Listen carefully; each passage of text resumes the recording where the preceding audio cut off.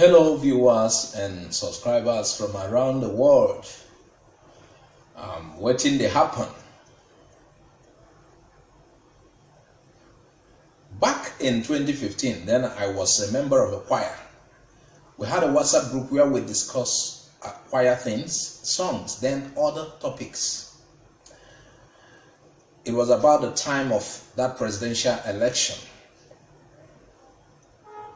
It wasn't that Goodluck Jonathan was the best, but as at that point in time, I believed he deserved a second term, having seen his prospects if he gets office another 4 years. At least the National Conference report, if implemented, will settle lots of problems we are facing, and it's almost like the restructuring we have been asking of today.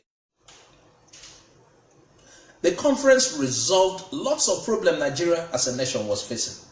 You remember how it went? Lots of discussions by prominent Nigerians.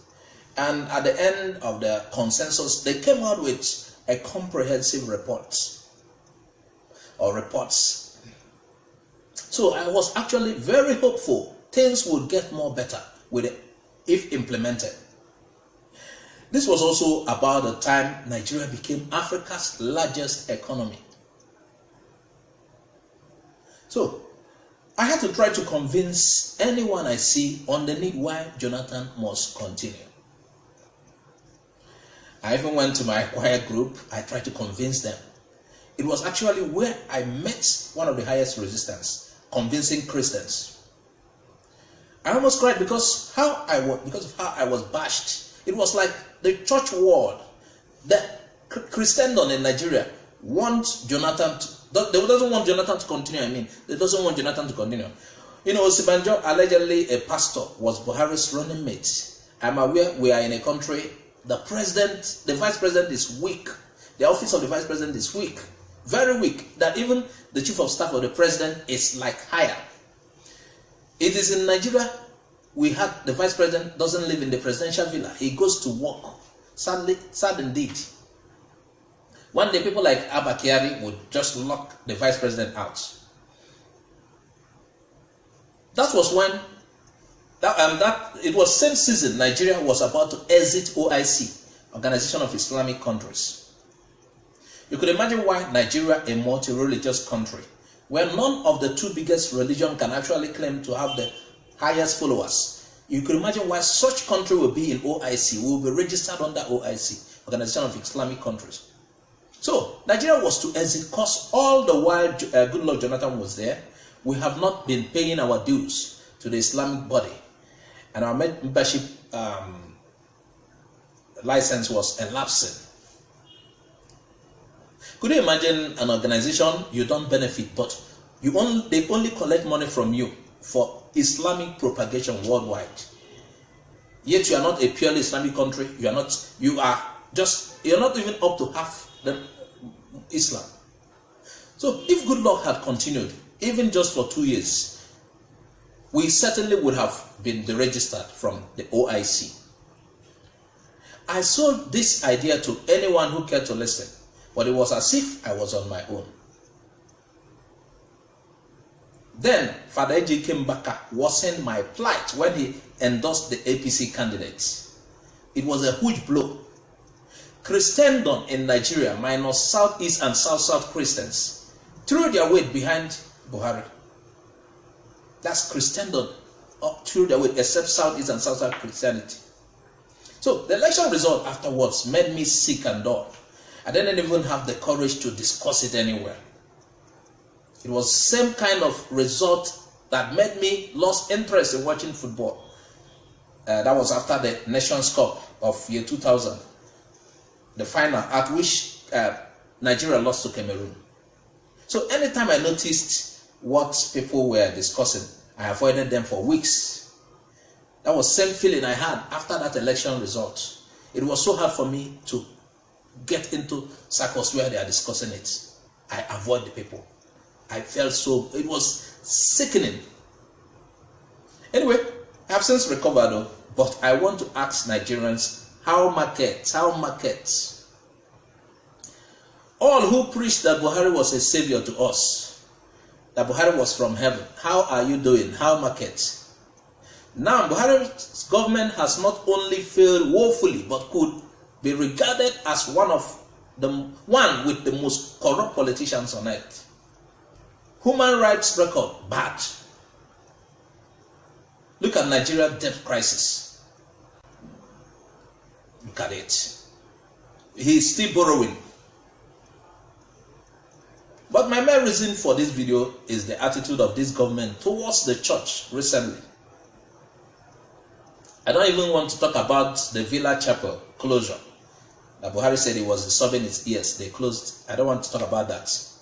But the current treatment to the church. You know, President Muhammad Buhari had on August 7 signed the CAMA bill, Company Allied Matters Act bill, into the law, giving provision for religious bodies and charity organizations to be regulated by the Registrar of the Corporate Affairs Commission, CAC, and a supervising minister. Could you imagine? The Fulani government of Nigeria wants to control the church, tell the church how they will run. A church they didn't start for us. Oh, I even remember the prayer in my church last Sunday. Prayer point changed because things changed. Now, the Christian Association of Nigeria has rejected Buhari's move, and I will read why. I will read their statement here.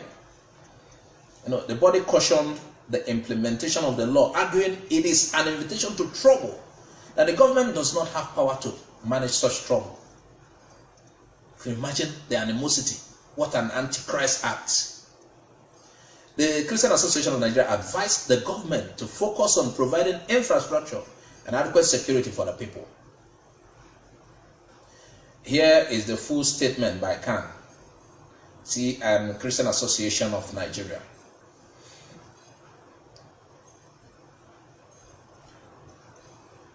In rejection of that bill,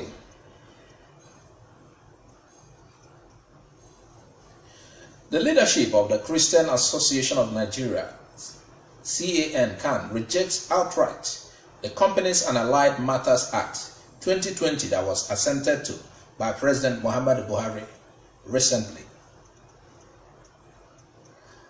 By implications, he has repealed the Companies and Allied Matters Act 1990. The law, to say the least, is unacceptable, ungodly, reprehensible, and an ill wind that blows no one any good. It is a time bomb waiting to explode. We recall that during the first term of the president, there was a public hearing conducted by the National Assembly on the non-governmental organization bill, tagged Bill for an Act to Provide for the Establishment. The Non-Governmental Organizations Regulatory Commission for the supervision, coordination, and monitoring of non-governmental organizations, which was attended by CAN and many other NGOs. At the public hearing, the bill that sought to bring the religious organization and NGOs under the control and influence of government was totally rejected. And the reason it was rejected, because it would snuff life out of the church and rank the church as a secular institution under secular control. We thought it was all over until we heard of the CAMA that was assented to by the president, making the rejected bill a law. The satanic section of the controversial and ungodly law is section 831, chapter 1 and 2, which empowers the commission to suspend trustees of an association, in this case the church, and appoint the interim managers to manage the affairs of the association for some given reasons. While we are not against the government fighting corruption wherever it may be found, yet we completely reject the idea of bringing the church, which is technically grouped among the NGOs under the control of the government. So the government wants to control the church, regulate the church, tell the church how to run. The church cannot be controlled by the government because of its spiritual responsibilities and obligations. This is why we are calling on the federal government to stop the implementation of the obnoxious and ungodly law until the religious institutions are exempted from it. We call on President Muhammadu Buhari to urgently return the law to the National Assembly for immediate amendment. Nigeria should not be compared with any other nation when it comes to relationship between the religious institutions and the government. In Nigeria, people's religions are tied to their humanity and, of course, their life. How can the government sack the trustee of a church which it contributed no dime to establish? How can a secular and political minister be the final authority on the affairs and the management of another institution which is not political?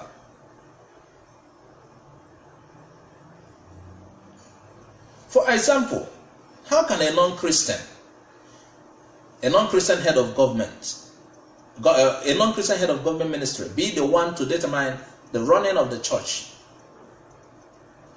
It is an invitation to trouble that the government does not have the power to manage. Let the government face the business of providing infrastructure for the people. Let the government focus on better health provision, food, education, adequate security, employment, etc. The government should not be a busybody in a matter that does not belong to it. The government does not have the technical expertise to run the Church of God because of its spiritual nature.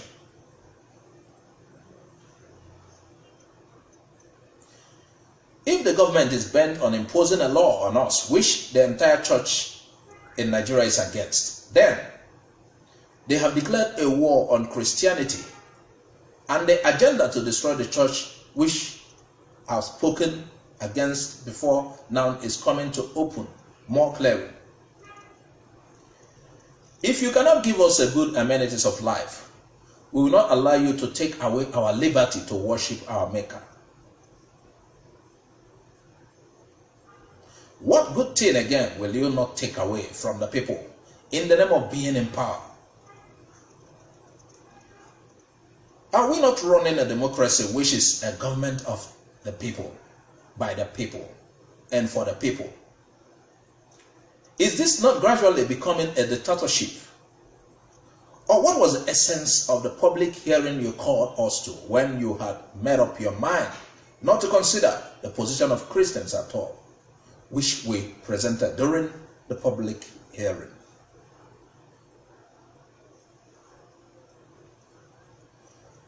We call on all well-meaning Nigerians to ask the federal government to suspend the law because we do not need it in this nation.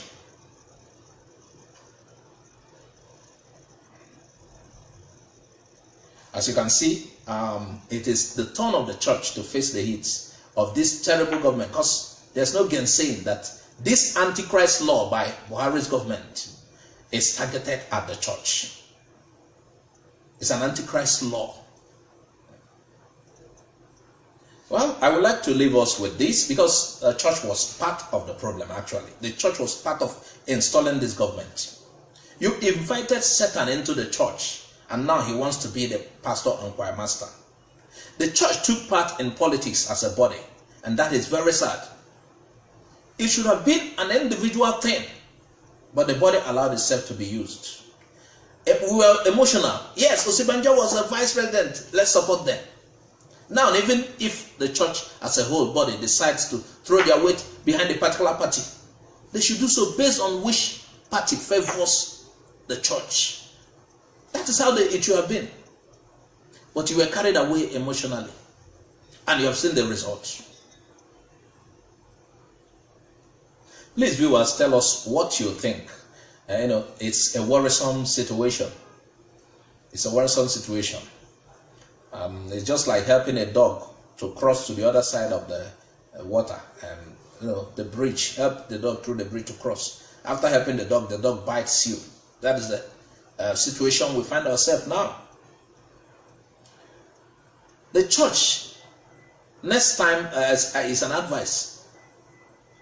Support, if you want to support as a whole body or even as an individual, you need to support who will benefit the church. You don't support somebody that will, after having taken over, he will silence you. Before Buhari came into power, you already know him. So, those times, those 2015, Buhari. They were like, the campaign even entered it. It's so sad. Well, this is where we close the show for today. Please subscribe to our channel. Also click on the bell icon to get our updates as it drops. I'm Azuka Oje. Bye for now.